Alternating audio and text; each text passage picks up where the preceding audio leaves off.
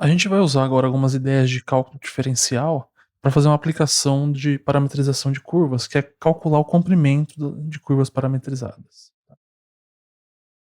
O que eu vou fazer aqui poderia ser feito em dimensões maiores, né? Por exemplo, poderia desenhar uma curva no ambiente tridimensional e usar os mesmos argumentos, dar as mesmas definições. A única coisa é que o desenho ficaria um pouco mais complicado, ficaria mais chato de enxergar. Então por isso a gente vai fazendo plano, tá, mas as generalizações naturais para dimensões maiores, elas valem. Então imagina que a gente tenha uma curva no plano dessa forma, eh, a gente vai assumir que ela está parametrizada em um intervalo, limitado da reta, tá. Então o x está dado em função de t, parâmetro t, a mesma coisa para o y, e o t aqui ele percorre um intervalinho fechado AB na reta, tá. Eu vou até desenhar esse intervalinho aqui, tá. Desenhar ele separado aqui, tá. Então, né, A e B, e só pra gente fixar, né, a gente não se perder, vamos supor que a curva está sendo parametrizada assim, tá. Então o ponto sai daqui e chega lá. Deixa eu indicar isso aqui assim. Bom, eu vou introduzir aqui, o vetor posição, né, vamos chamar assim de R de t, o vetor que dá as posições no ponto, no instante t, a posição x de t, y de t. Ou seja, né, o que seria esse vetor? Esse vetor é assim, né? Digamos que aqui você está com um certo t fixado. Aí a partícula está nesse instante t, está passando por esse ponto. O vetor posição é esse vetorzinho aqui. Vou fazer ele de outra cor aqui, né? Seria esse vetorzinho aqui que marca a posição, da partícula no instante t, certo? Bom, qual que é a ideia para a gente calcular o comprimento dessa curva? A ideia é a gente fazer por aproximação, tá? Então, eu quero calcular o comprimento da curva. O que que eu vou fazer? Eu vou pegar esse intervalo e vou particionar ele em um número finito de tempo, tá? Então, eu vou limpar o desenho aqui para a gente fazer essa partição. Então vai ficar assim, ó. Eu começo com esse ponto, esse aqui é o meu t0, aí eu vou aqui T1, T2, até um certo Tn aqui, que é o B, tá? E aí eu vou marcando os vetores posição nesse T1, no T2, até o Tn, né? Então, por exemplo, no T0 eu tô aqui em cima, já tá marcado. Digamos que no T1 ela esteja aqui, né, a partícula. No T2 ela esteja aqui. E por aí vai, até o Tn, que é o B, né? Digamos que a partícula passa por termina aqui, certo? Aí qual que é a ideia? A ideia é você fazer o seguinte, ó. Aqui você vai ter um vetor posição associado ao tempo t1, certo? E, por exemplo, ao tempo t2 você vai ter esse vetor posição.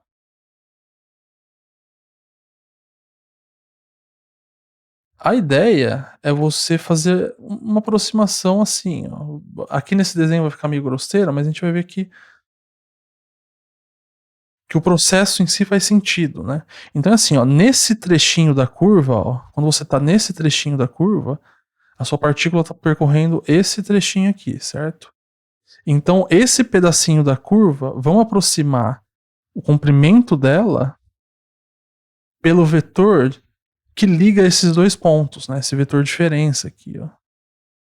Certo? Vamos fazer ele certinho aqui, ó. É uma aproximação, né? É um pouco grosseira aqui no desenho, né? Mas é uma possível aproximação. Então, ó, vamos só. O vetor em verde, então, é o gama de T1. O vetor em azul aqui é o gama de T2. Então, quem que é esse vetor aqui em vermelho, né? Chamar esse vetor de V aqui, né? Bom, gama de T1 mais V é o gama de T2. Então o V é o gama de T2 menos gama de T1. certo? Então, ó, a gente aproxima, ó, aproximamos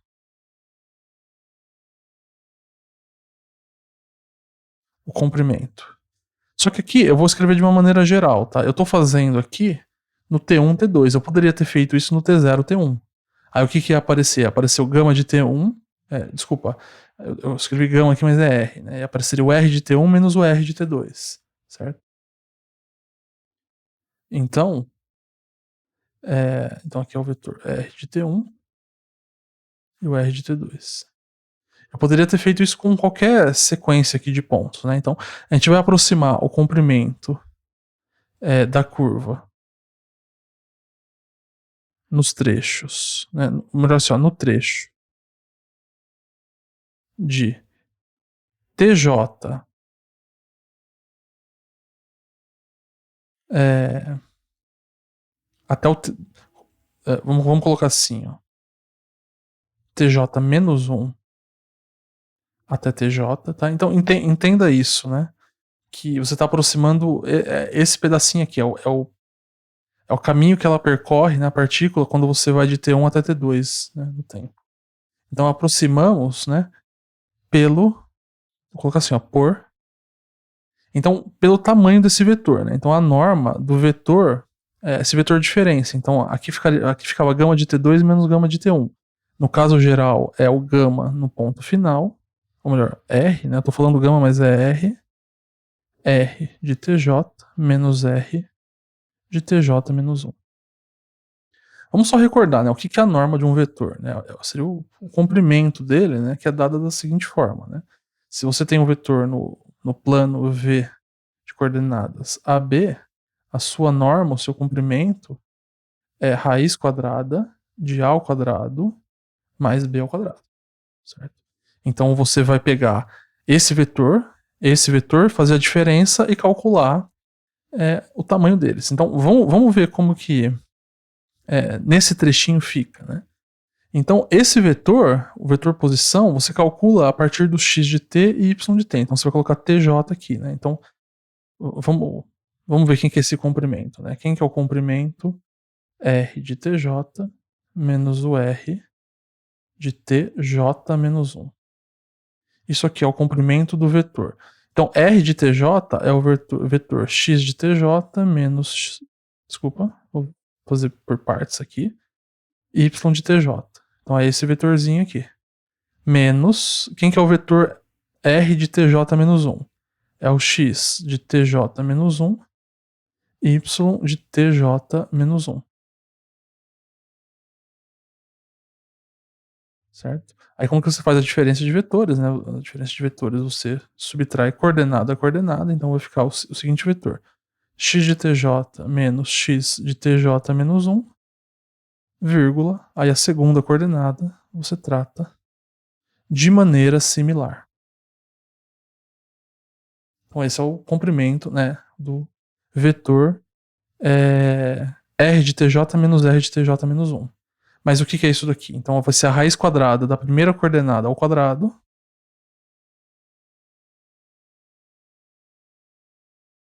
Então você pega essa coordenada, eleva ao quadrado, pega a segunda coordenada, eleva ao quadrado e extrai a raiz quadrada de tudo isso daqui.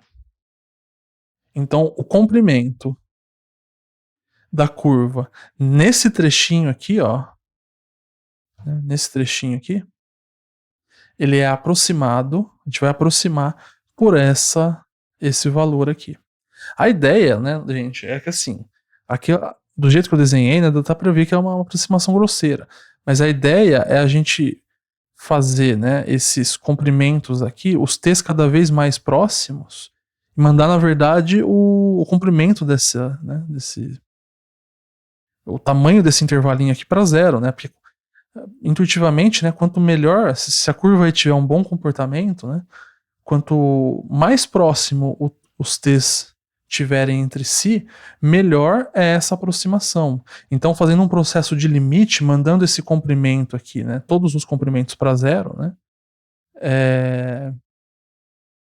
a ideia é que isso daqui vai dar uma boa aproximação para o nosso comprimento que a gente quer. Então, essa é a ideia, né, de fazer então o comprimento da curva, definir o comprimento da curva dessa forma. Então, assim, para simplificar, vamos supor que esses pontos aqui, ó, eles são sempre equidistantes, tá? Então daqui até aqui, eu até desenhei um pouco assim, né? Ó. Então eu vou pegar isso aqui, vai ser um ΔT, aqui vai ser um ΔT, por aí vai, tá? Então a ideia é a gente fazer o ΔT tender a zero e essas aproximações aqui, quando você somar, né, em cada trechinho, a ideia é que isso aproxime o comprimento da curva, né? Então a ideia, né? A ideia é que o comprimento da curva, que eu vou denotar por L, tá? Então L é o comprimento da curva,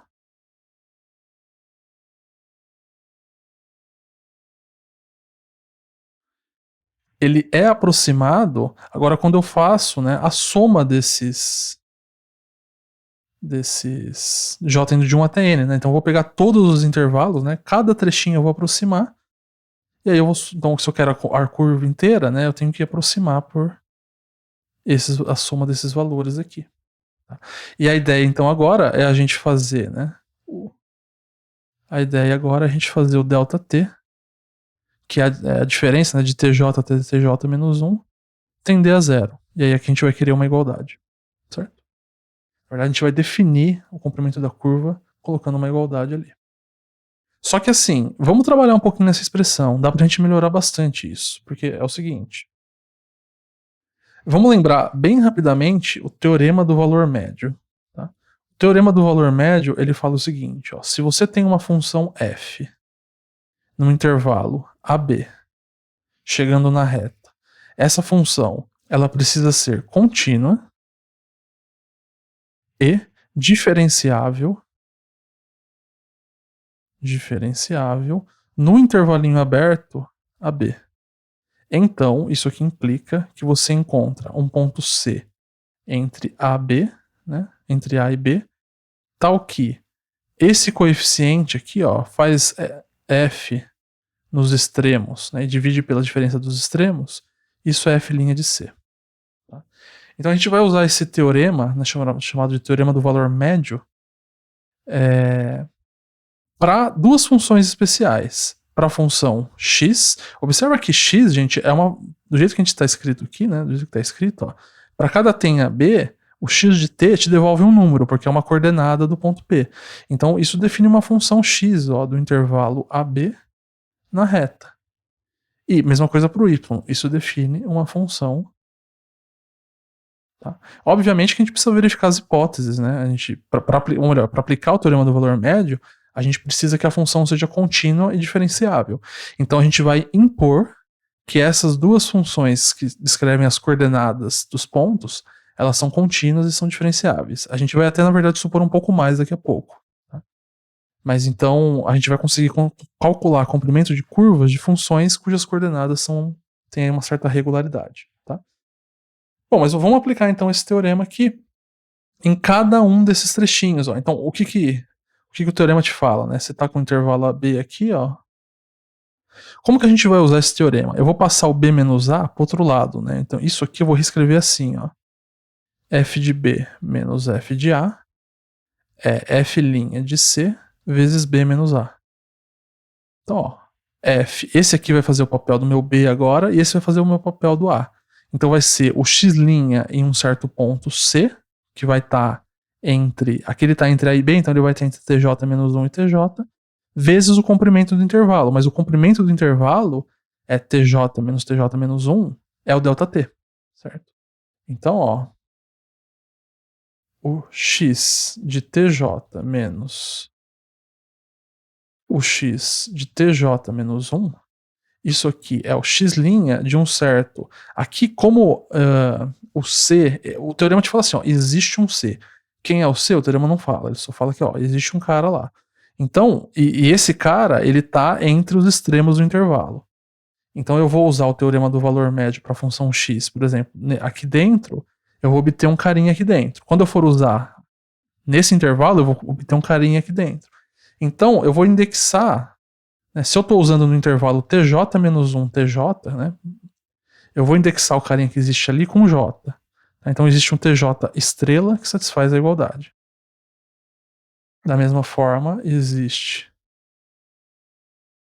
E aí, assim, como o teorema ele fala assim, ó, existe um cidadão lá no intervalo, aqui eu não posso colocar o mesmo tj estrela, porque aqui eu mudei a função. Então eu vou usar o teorema para outra função, eu tenho que colocar um tj, por exemplo, 2 estrelas aqui, vezes ΔT. Tá?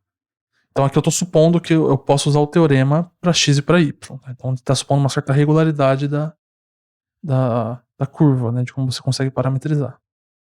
Portanto, gente, essa expressão aqui, ó, que eu copiei aqui, né, lá está com uma soma j indo de 1 até n. No fim, o que é isso? Isso aqui é a soma j indo de 1 até n. Aí vai aparecer a raiz quadrada de... Aqui eu vou trocar, né, x de tj menos x de tj menos 1, eu troco por isso. Mas tem esse quadrado aqui, então vai ficar assim, ó. Vai ficar ó, o x' de tj estrela ao quadrado, ΔT ao quadrado, mais, e aqui é análogo, y' de tj, 2 estrelas, ao quadrado, ΔT ao quadrado, e fecha a raiz.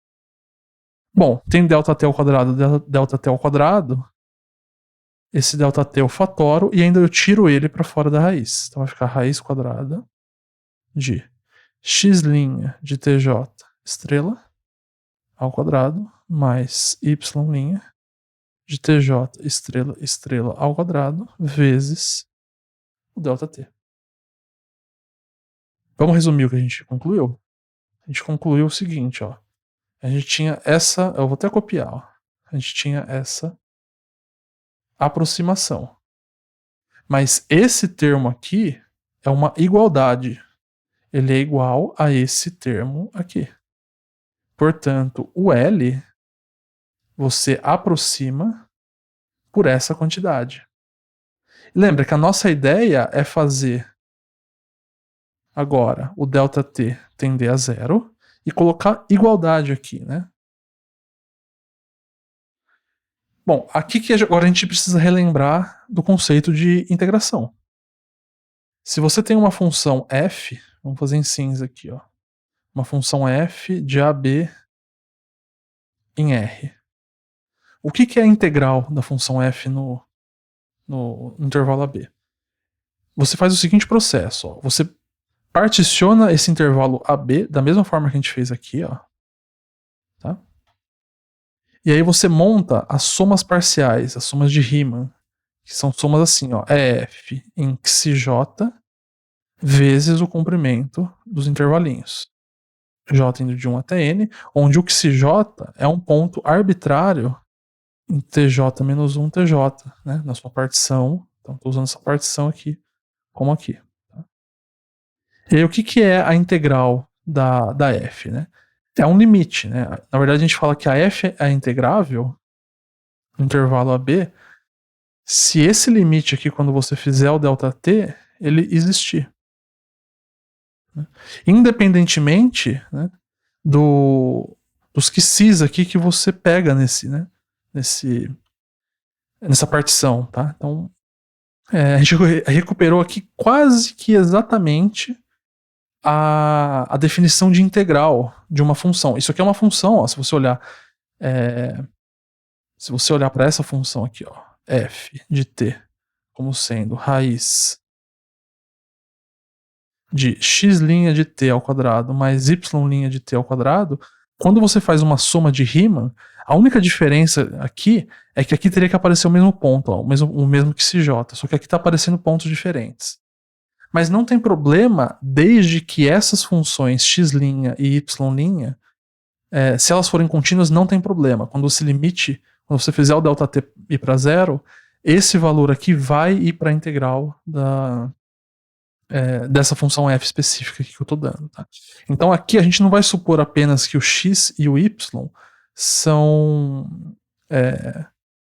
funções contínuas diferenciáveis. A gente vai supor que eles são de classe C1, ou seja, que a derivada também é uma função contínua, tá?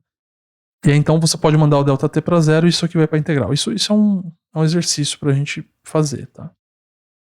Então, ó, supondo. Na verdade, você nem precisa supor isso, tá? Mas supondo x e y de classe C1, pode ser classe C1 por partes, não tem problema, mas vamos colocar C1, tá? Supondo x e y de classe C1, fazendo ΔT ir para zero, a gente obtém o seguinte, que o L, agora a gente define como sendo a integral dessa função aqui, né? Essa função que eu escrevi aqui, ó. X' de t ao quadrado mais y' de t ao quadrado dt. Então, esse é o comprimento de uma curva parametrizada por x de t e y de t, desde que tenha uma certa regularidade, né? Pelo menos C1 ou C1 por partes aí da sua curva. Tá? Então, isso aqui é uma definição e a justificativa da definição a gente fez toda a teoria aqui. Tá? Então, na verdade, a gente batiza, né, o comprimento da curva como sendo esse número aqui. E toda a discussão que a gente fez anterior é para justificar que essa definição, né, isso aí que a gente está batizando, é uma boa definição. Né? Faz sentido você tomar essa definição. Bom, para exemplificar, vamos calcular a da circunferência, né, que a gente até já sabe a resposta, né, vamos ver se bate com o que a gente conhece. Vamos parametrizar a circunferência, colocar R cosseno t, y igual a R seno t, onde o t vai ir de 0 a 2π. Então a gente está parametrizando a circunferência de centro 0, 0 e raio R, certo? É isso que a gente está parametrizando aqui. Vamos calcular o comprimento dessa curva, certo?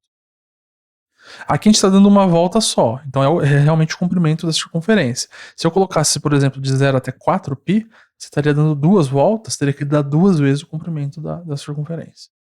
Mas vamos ver então, né? Quem que é o L nesse caso? Comprimento. A integral de 0 até de A até B é de 0 a 2π. De raiz quadrada de x' de t. Então o R é um parâmetro, né? É o raio da circunferência. Então você vai derivar em t isso aqui, o R é uma constante. Derivada de cosseno dá menos o seno de t. Bom, aqui o quadrado é em tudo, né? Então vai ficar menos R seno de t ao quadrado, mais derivada desse dá R cosseno de t ao quadrado, raiz quadrada, dt. Isso aqui é a integral de 0 a 2π, raiz de... Bom, aqui vai ficar assim, né? R ao quadrado, seno ao quadrado, R ao quadrado, cosseno ao quadrado. Então vai ficar R ao quadrado, que multiplica seno ao quadrado mais cosseno ao quadrado, que é 1. Então é a raiz de R ao quadrado. O R é um número positivo. Então, isso aqui ficaria o próprio R dt. Integral de uma constante, né? Sai para fora, R. Então isso aqui fica o tamanho do intervalo vezes o R. Então é 2π R. Certo?